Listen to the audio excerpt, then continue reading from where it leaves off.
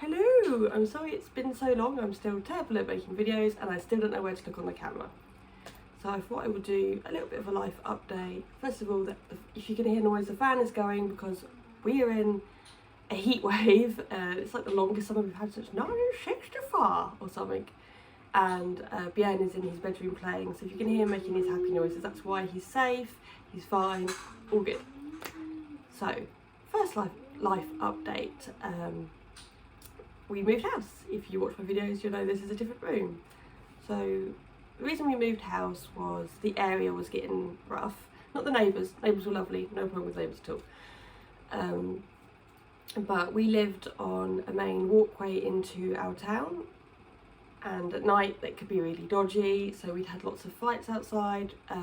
There was this one fight where these girls beat up, it was like 6 girls attacked one girl and the boyfriend didn't know what to do, so we came to our house up to the door at like 3 in the morning. And the reason people used to come to our house is because we were the only house on that street that didn't have a gate, so you go straight to our front door, so we had to deal with that. And then there was always drunks being sick. Oh, my friends are always doing, always drunks like being sick and stuff, and broken glass outside. And then the one thing that was like, we should probably move was in November, 5 in the evening, so it was dark because it's winter. But someone came along and just smashed our window in with a hammer. Don't know who it was. We had a camera, but we couldn't see the face. We had to install more cameras, and I just didn't feel safe. I didn't want to bring Björn up in that house, and I was really worried that, like, if that happened again, Padfoot would get hurt if we weren't there. And so we were thinking about moving, and then our landlady had to up the rent because everything's gone up in price. So we weren't angry at her and stuff. We had it really easy for a long time, but it was quite a considerable amount she upped it by, and we were like, we can get a nicer house in a nicer area for the same sort of price. So we moved into, it's still in the same town, it's just in a much nicer area. I've always wanted to live in this area, in this one street, weirdly, and we got it. And I love living here. It is so quiet. It's lovely. So that is the main update. Second, not the main update, the most noticeable update. The second one is, I am making a long video about this, but I am having my teeth straightened. My brace isn't in, and so this tooth used to overlap this one, now there's a gap, and I think I'm like 45% of the way through, but I'm not going to talk too much about that because I'm doing a big video about that. Another thing is, I got my tattoo of shit memories covered up. Well, so it's a full half sleeve. This hasn't been covered up yet, but I had this done 2 weeks ago. You can't really see what it is. You can now. So there's a Viking ship and a raven and lightning. It's incredible. And it had memories of people that I don't know, I'm friends with, memories I didn't want to think about anymore, things I'd done in life that I didn't want to think about anymore. So I'd been looking for about 4 or 5 years to cover it up. And I finally found the perfect artist, and he was incredible, and I'm in love with him because he has made it amazing. I was there for 7 hours and it was very expensive, but it was worth it. But I'm thinking this half will be covered up in February. It's not even like I look at it and think of those people anymore, or that time in my life where I didn't like my behaviour and stuff. It was just, I wanted my belief, which is Norse pagan, over something that's something happy and maybe strong, over something where I felt weak. And now we're going to do the biggest life-changing update.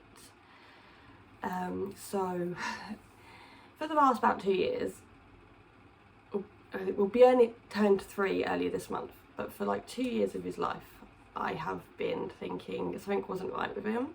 Not that I think there's anything wrong. I don't like that word normal, but I will use it in this story, but I don't believe there is a normal, okay? So something just didn't feel right, and I kept watching videos about autism, which I probably shouldn't do, but he was ticking all the boxes, and I kept saying to people, I think my son's autistic, and they were like, no, we've been in a lockdown, COVID's really weird for children, we don't know. Family were like, you're just doing a first time mum thing, and everyone was just not, I felt like the professionals were dismissing me, but I didn't feel like my loved ones were. It was like, she's just being anxious, she's an anxious, paranoid person, so we will talk some sense into her to calm her mind. So I was thinking that, and I was like, yeah, they're probably right, like all kids do weird things because kids are weird. But then it was during the Christmas lockdown, so whenever that was, there's been so many and I can't remember the time, just all blurs together. So he stopped talking. So he'd hit all his milestones. So he was not talking in sentences, but he was like mama, dada, rara, which my sister's called Cara. But he had a word for like banana and milk and stuff like that. He was where he should be, and then like it felt like overnight it all just stopped. Just completely stopped. He was 2, I remember that. He was 2 and it just all stopped. And I was like, I would pick up again. Everyone was like, no, lockdown. He was like really anxious around people after lockdown and stuff, and we could see each other.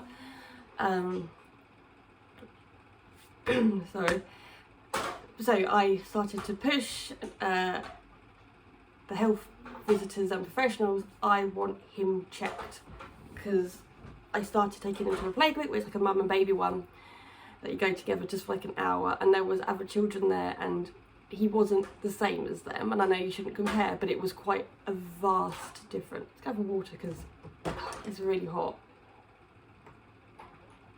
I always drink water from a cup, that doesn't matter.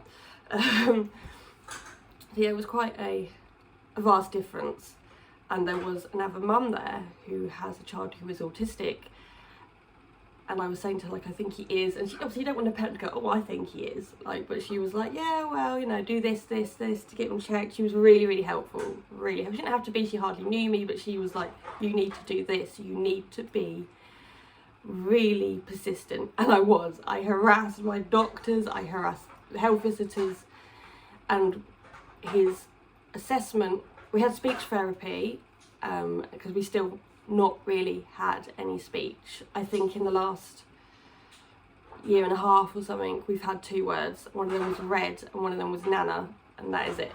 Nothing. And it was one off. He's never said it again. He now has a word for mum, which is ma. And sometimes he says ding ding, which we think is Dom's, it means daddy, we think, we're not sure.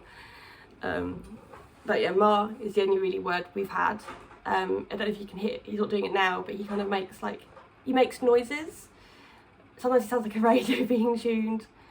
So we finally got our assessment, and on the day of our assessment, we all got COVID. Me, Dom and Bien, so we couldn't go.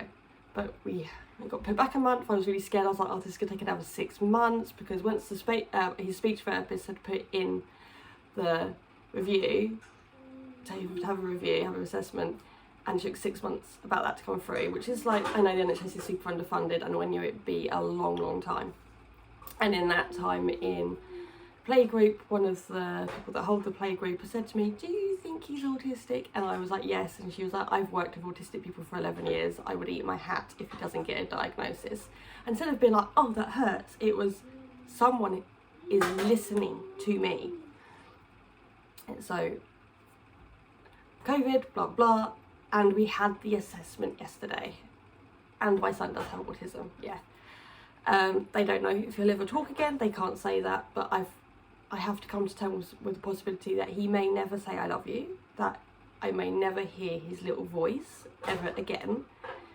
I've been told he needs support through the whole of school, pretty much, because he is behind. Like, it's weird because he's exceptionally clever. You can give him a load of numbers, jumble them all up, and he will put them in exact same order. Same with the alphabet. He knows numbers, he knows alphabets, he knows colours. But he has not really any social skills, which a lot of people don't, to be honest.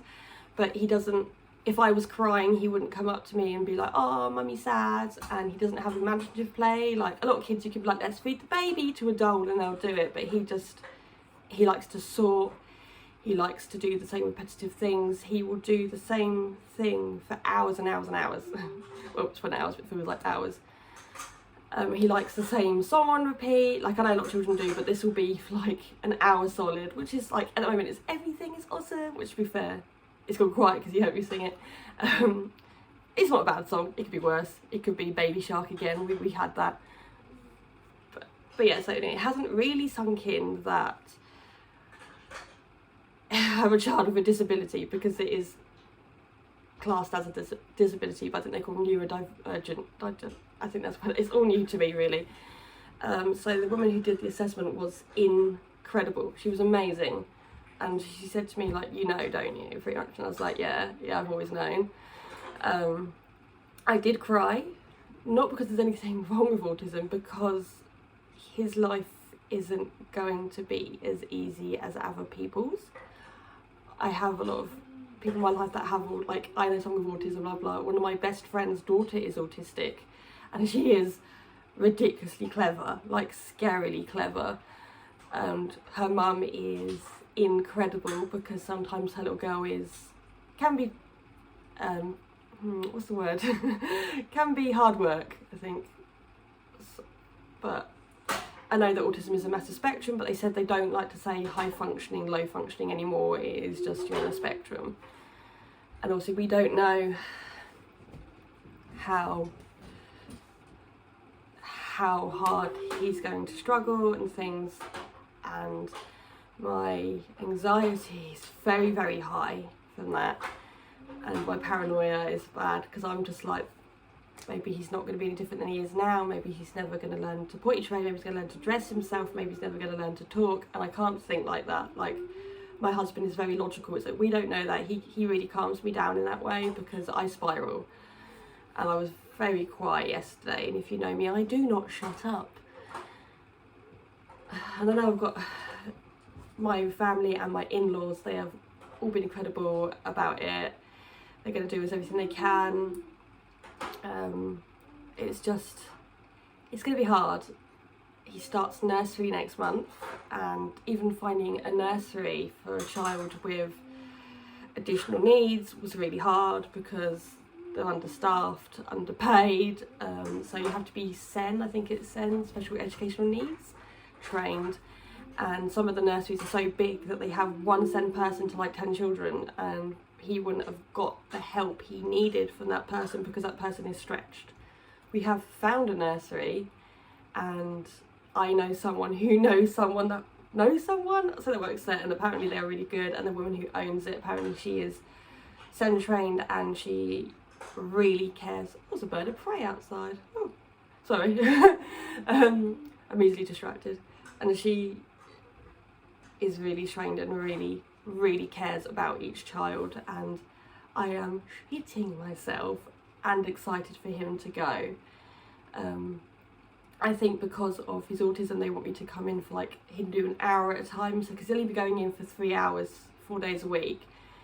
But instead of being like, off you go, like other kids would be like, oh, okay, he might not cope well with that. Like, we're very lucky with Björn that you can take him anywhere and he is so chill about it. He doesn't, changing routine and stuff does not faze him at all.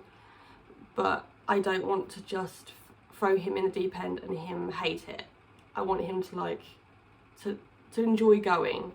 Because when you take him to these places, because we had some show arounds, he just walked in like, oh, I'm here, I know the place. But after a while, he's like, I want to go home now. He does that with playgroup as well, and then he gets quite upset if he can't go home. So he needs to learn that he's there, it's fun, they're going to help him. They really help. A lot of schools, some schools will want to take him, some won't, because they get special funding for children with special needs. Whew. It's getting a bit too much to talk about that now. But I am exceptionally, can I say that word? Incredibly proud of my son. I told him last night when I put him to bed, I was like, Mummy loves you so much. I would die for you, and I am proud of you, and you are going to succeed in everything in life. I know this. Maybe at the moment not a public speaker, but everything else he's going to do. He's going to ace it. I know this. I know this. Deep down I know that he can do it. I'm so proud of him. He's incredible and he is gorgeous, but he does have a bowl cut at the moment. That doesn't look great. That's one thing. Hairdressing is, it's back here.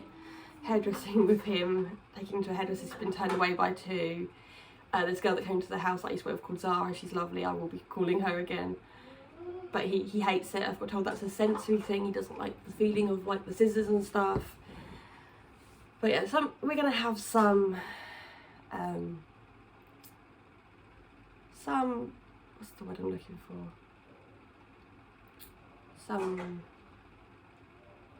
It's gonna be hard. It's gonna be hard sometimes. But we grow, we adapt. He is gonna do incredible. And with the support and the right schools and love, it's going to be okay. And I'm going to watch this back when I'm upset, when he has a bad day, when we have a meltdown. I'm going to watch this back and I'm going to remember that.